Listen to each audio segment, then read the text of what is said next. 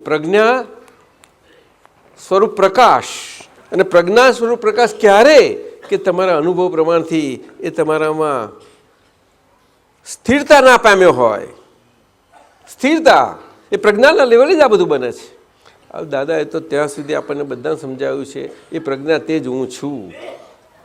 હવે ખરી રીતે તે તો ઘણું ઊંચું પદ છે એમનું, પણ આપણને બચ્ચાઓને બચ્ચાના હાથમાં આવ્યું એટલે સમજાવવા માટે કહ્યું છે. આ તો સમજાય છે. એ તો કહે છે કે પહેલું સ્ટેશન આવ્યું પછી મોક્ષમાં. એમાં તો ત્યારથી તો બધા ઘણા લાખ જોજન છે કે છે. ત્યારે વ્યવહાર ધર્મ એના માટે જ. હવે આ બહુ પૂરતું આપ્યું પાછું તો આટલું ના ખબર પડે આપણને. રોજના જીવનો જાય, રાત જાય, દિવસ જાય, બધું જાય તો